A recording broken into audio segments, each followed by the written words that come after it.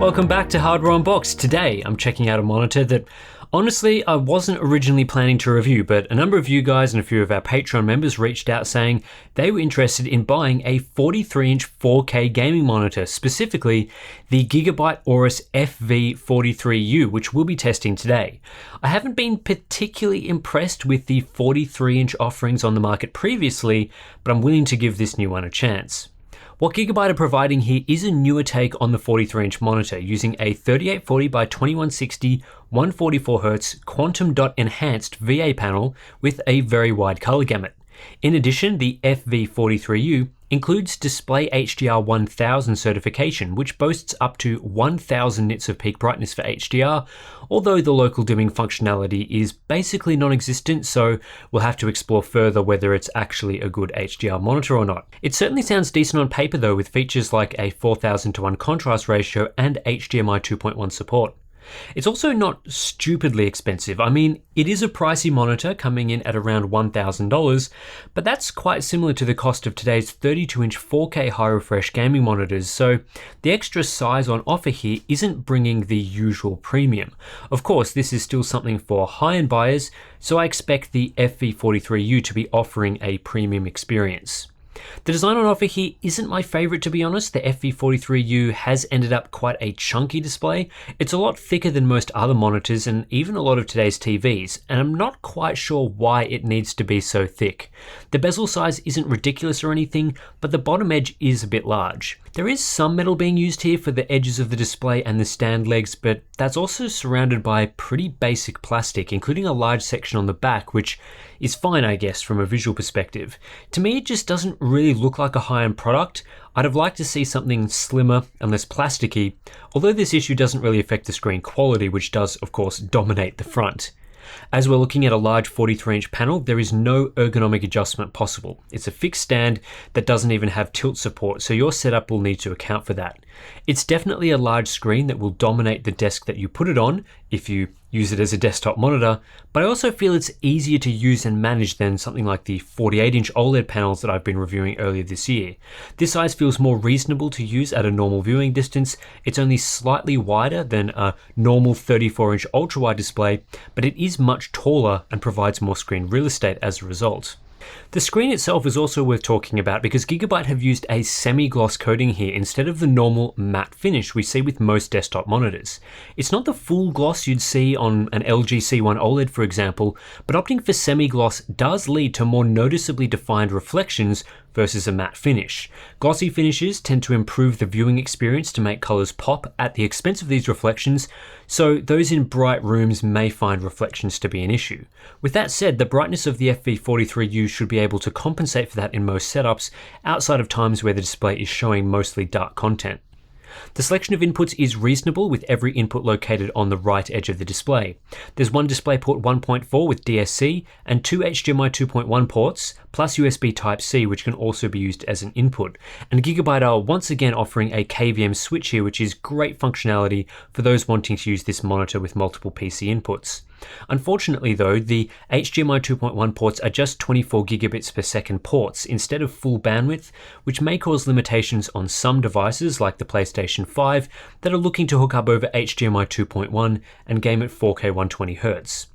As for the OSD, this is a very standard Gigabyte layout and feature set, including all of the stuff we usually see, such as their dashboard feature, crosshairs, and so on. It's all controllable through a directional toggle on the bottom edge of the display, or through the included remote, and it's handy to have both, given that you may be using this as a TV or at larger viewing distances. For motion performance, we have Gigabyte's usual selection of 4 overdrive settings plus Smart OD, although like other Gigabyte monitors, I wouldn't recommend the Smart OD mode as it makes some odd selections at times. The first overdrive setting is off, which works as expected. This is a VA panel, so native panel performance is relatively slow, and I don't see much of a reason to use this overdrive setting under any conditions. The picture quality mode substantially improves performance, now delivering a 13 millisecond average response time with no overshoot to speak of. However, there are a few issues here. Performance is quite inconsistent depending on the exact transition, and there are large areas of poor performance. Most notable is a section of slow dark level performance, which leads to some dark level smearing, although it's not the worst that I've seen. There's also a large section of slow fall times, which causes ghosting for some transitions. This is a pretty mediocre result using this sort of overdrive mode. I should also note here that my performance results differ from those shown in Arting's review substantially. I tried to replicate their results, which show much better dark performance, and was unable to, and I tested a wide range of setting configurations. We both tested using the latest firmware, so I'm pretty baffled as to the differences. Even their captured response curves look very different to what I was seeing, even when replicating how they test, but I don't really have an answer for you, so let's just move on. Using the bounce mode is a further step up in performance, and this is the mode that I would recommend for 144Hz gaming. Performance is now hovering around 10.6 milliseconds, which isn't a fantastic result, but among more traditional VA panels is pretty fair. Overshoot is minimal, and while there is some degree of dark level smearing, it's less than what I've recorded with other VA panels, which smear over a much larger range of transitions. The speed mode is a simple case of performance tipping over into the realm of too much overshoot. Performance is once again quite inconsistent, as some transitions are still slow, while others are fast and have a lot of overshoot. It seems that this panel is quite finicky with its overdrive behavior, though this isn't the first time I've seen this behavior. The level of overshoot isn't massive, but again, I wouldn't recommend using this mode. As for gaming across the refresh rate, for higher refresh gaming, the bounce mode is ideal. Performance is solid and doesn't degrade badly even around 100Hz. However, at 85Hz and below, it's likely you'll see some inverse ghosting trails due to higher overshoot. For lower refresh rate gaming, more around 60Hz, the picture quality mode is ideal, and while overshoot doesn't completely disappear in this mode, it's manageable enough and better than the off mode, which is simply far too slow. Given these results, the FV43U doesn't have a single overdrive mode experience, which is pretty disappointing, and the Smart OD mode doesn't really help. You'll need to choose an overdrive setting depending on the conditions you'll normally play in, or switch between to get the best experience. Given this is a high refresh rate display, I'd swing more towards using the bounce mode and optimizing for higher refresh rates, but of course, you can decide for yourself. Compared to other monitors, the FV43U has mediocre response times. Performance is slower than that of today's 32-inch 4K 144Hz IPS monitors at 144Hz, though it's not substantially slower than something like the PG32UQ. This is a fairly typical result of a VA monitor, which right now is only able to match the speed of last generation IPS panels, such as the one used in the Nixius NX EDG 274K. If you want a faster gaming experience with less ghosting, something like the Gigabyte FI32U would be superior, although it also has more overshoot and isn't as large. Obviously, OLED panels are much better in this area as well, though they have their own set of drawbacks. On average across the refresh range, the FV43U does improve somewhat relative to its competitors, as performance at lower refresh rates is more in the wheelhouse of this panel. The FV43U still isn't that fast, but now sits more around the mark of today's 32-inch panels like the PG32UQ and MSI's MPG321UR-QD, which is acceptable, I guess, on a comparative basis.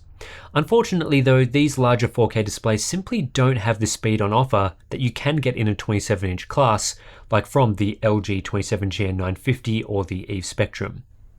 The FV43U's cumulative deviation, which measures the bounce between speed and overshoot, is mediocre, but again, it's not notably worse than some other 4K monitors that I've tested. The best 4K IPS monitors of today are about 40 to 50% better in this metric on average, but again, like in other charts, the FV43U isn't a standout poor performer, and the experience isn't too different from some of those 32-inch equivalents. Obviously, one area where the FV43U suffers relative to some of its IPS competition is in dark level smearing and dark performance in general. The FV43U isn't ideal here, but the result is notably better than a more typical VA panel such as the AOC CQ32G3SE, and again, not that different to some IPS monitors on average.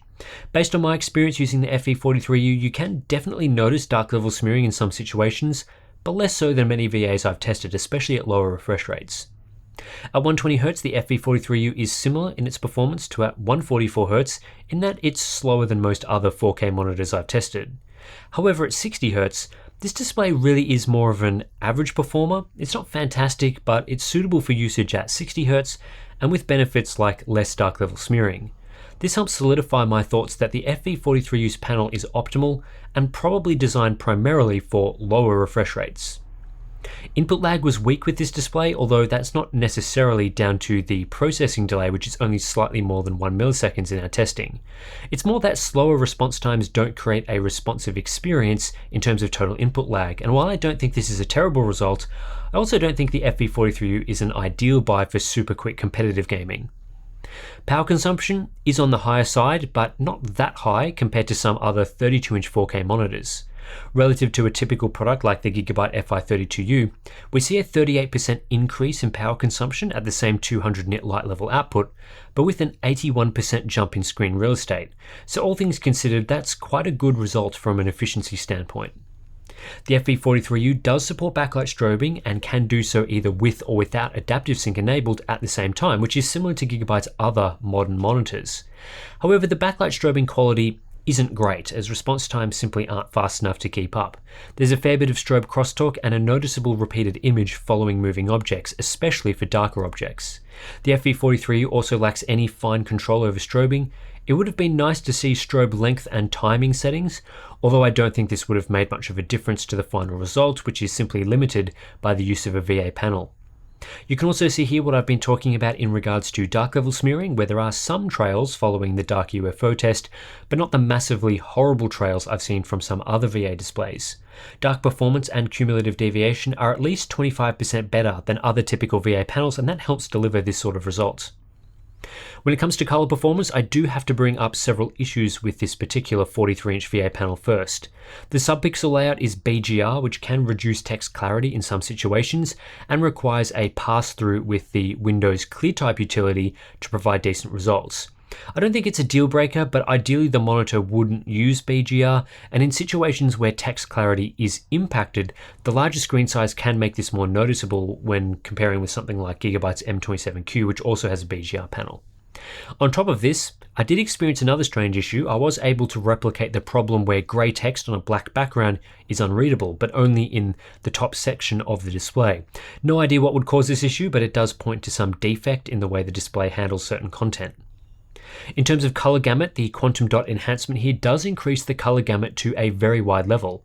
I measured 97% DCI-P3 coverage, which is excellent, and on top of that we also get 99% coverage of Adobe RGB, meaning this display is capable of covering the majority of both main wide color spaces. This leads to 79% coverage of Rec 2020, which is higher than average, and certainly very decent for wide gamut work. Factory calibration is mixed using default settings. Grayscale performance is okay with an accurate color temperature, however the gamma being used is incorrect, leading to darker than accurate blacks. Delta E performance is okay but not spectacular. However, the main issue is the unclamped color gamut by default, which leads to oversaturation and high delta E's in our color tests. The gamut of this panel is very wide and really needs to be limited for use with standard everyday content like, for example, watching YouTube videos which are Rec 709, and there is a propensity for this screen to redden skin tones. Compared to other monitors, factory calibration accuracy is in the lower part of the chart, suggesting that Gigabyte needed to put in a bit more work here. I strongly believe that monitors with such a wide gamut should be limited to sRGB or Rec 709 by default to avoid oversaturated images in SDR content, and that's hurt the FV43U standing. The sRGB mode does limit the color gamut to sRGB, but it's not a particularly great mode overall. Red's oversaturated in this mode within the sRGB color space, as you can see from this chart, although in color checker skin tones are better and more natural looking. The main problem is that for some reason the sRGB mode hurts the color temperature, giving the display a noticeable red tint, at least in the case of my unit. This doesn't lead to any grayscale delta E improvement. The good news is the FV43U is quite receptive to a full calibration using Portrait Display's CalMan software. However, this only generates an ICC profile, so it only works in apps that support color management. The results are strong for sRGB and P3 color spaces, but ideally there would be better hardware calibration options to avoid the need for fixing everything with an ICC profile. Maximum brightness in the SDR mode is outstanding, delivering an eye-melting 780 nits that is bright enough that you could use the display comfortably outdoors. It's more than enough for indoor usage and plenty for cutting down on reflections from the semi-gloss panel. Despite such a high brightness level, minimum brightness is also okay. The panel goes down to about 80 nits, which could be lower, but still provides a huge range of brightness to choose from. The FV43U's native contrast ratio is very good. I recorded a 4000:1 ratio, which is what Gigabyte advertises. However, this value does change a bit depending on the exact monitor settings you are using. I've seen anything from as high as 6,000 to 1 down to about 3,300 to 1, although the 4,000 to 1 result is after our full calibration process.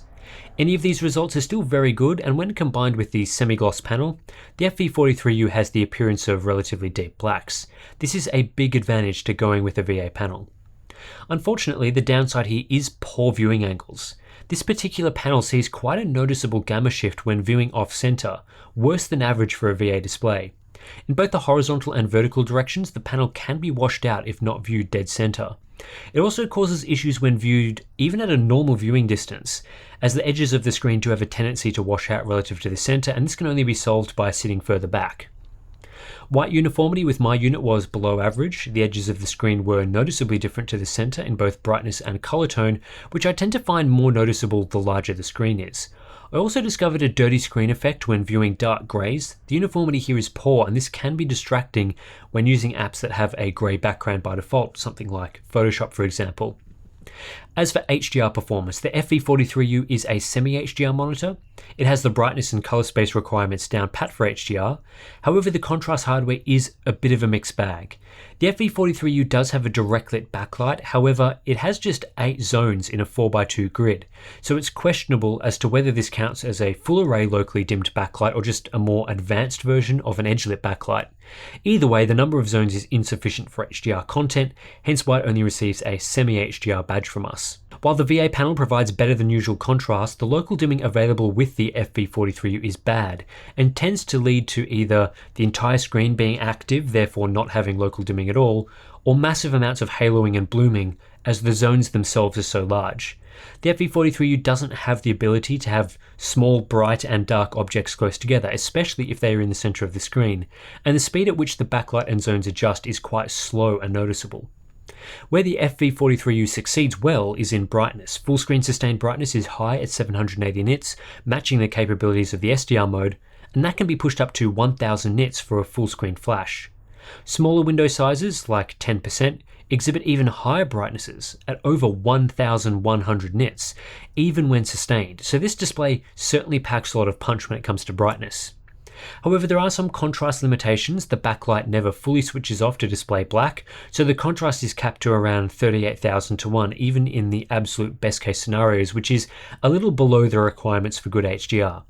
This contrast ratio drops further in best case single frame tests, where bright and dark areas are on screen at the same time but are far apart. The FV43U topped out at 2100 to 1 in our testing, which is better than what you get in the SDR mode, but is well short of proper HDR displays with lots of dimming zones. In our worst case tests, the FV43U isn't the worst monitor as it uses VA technology, and in the HDR mode specifically, I recorded contrast ratios as high as 6000 to 1, which is mostly the native panel characteristics. This gives it a relatively good result here, but you do have to keep in mind this needs to be combined with the results in previous tests, which are well below standard to get a full picture of HDR performance. In terms of HDR accuracy, the FV43U is generally too dim throughout the HDR10 EOTF range, despite reaching over 1100 nits peak in some cases. For example, when the display is supposed to be showing 750 nits, the display is actually outputting below 500 nits. The grey line, the actual monitor performance, is always below the yellow line, which is the ideal performance. Generally, this sort of thing happens when the HDR hardware isn't quite good enough to manage the bright and dark requirements of HDR at the same time. The FV43 also suffers from a dark level cap, which cuts off the bottom 3% of the HDR range entirely, as the screen can't get dark enough. You can see that in these charts. However, the color accuracy of the display in its HDR mode is decent, neatly managing its color space relative to Rec 2020 and P3, so colors generally look correct. Overall, the Gigabyte Aorus FV43U is a bit of a mixed bag, and I don't think this monitor is the high-end solution for those after a large format 4K monitor for gaming in HDR. The size is actually really nice, and I could see this becoming a go-to choice for a larger monitor in the future, especially when OLEDs arrive, but there are just too many issues with this 43-inch VA panel once again for me to recommend it. Motion performance isn't the worst I've seen from a VA panel, and issues like dark level smearing are less noticeable than you'd normally expect, but overall the display is still relatively slow among modern gaming monitors. Ghosting and smearing are present to some degree, and that's not going to be the case when buying the best of today's 27-inch 4K monitors or a larger OLED TV. This panel really doesn't feel like it was designed with 144Hz gaming in mind, and the backlight strobing mode is terrible as a result of mediocre response times. There are also numerous issues with the quality of the panel itself, which is why I haven't recommended 43-inch monitors much in the past. They all have some variations of these issues. The FV43U specifically uses a BGR subpixel layout, which can hurt text clarity, and there are some odd situations when viewing dark grey text. This display also suffers from poor viewing angles, which are noticeable even at normal viewing distances, and below average uniformity. None of these things are fixable through calibration. They are inherent issues with the panel being used, and honestly the display quality overall doesn't feel as premium as the price tag would suggest it should be. That's not to say there are no positives here at all. The FV43U has a very good contrast ratio, exceeding most VA monitors that I've tested, and the semi-gloss panel helps accentuate the display's black levels and its very wide color gamut.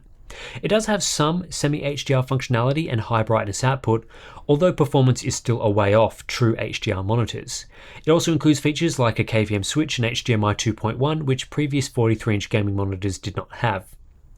At the end of the day though, the FV43U is left in a weird position because on face value, I wouldn't recommend it. I just don't think the VA panel is good enough. But it's not like we're flushed with larger format 4K competition. There's no alternate monitor I could point to and say, buy this instead, because the majority of them have the same issues I've described throughout this review. So my advice is more that you should avoid the FV43U and all 43-inch monitors, as attractive as the size may be. To me, I would rather wait until LG releases their 42-inch OLED TVs, which will dominate this market based on the performance seen with the 48-inch variants. The C1 is simply a far better overall product than the FV43U, and I'd expect that to also be the case with a smaller version which is due in 2022. Until then, I'd stick to a 32-inch 4K monitor, or ideally 27 inches for the best performance. Anyway, that's it for this review of the Gigabyte Aorus FV43U. If you want to support our monitor testing, we do have our Patreon and Floatplane accounts. Links to those are in the description below. If you sign up, you'll gain access to things like ICC profiles that we create during our calibration process. We also have our Discord chat where you can come and ask me questions about monitors and just chat about displays with all the other members in there. So thanks for watching, and I'll catch you in the next one.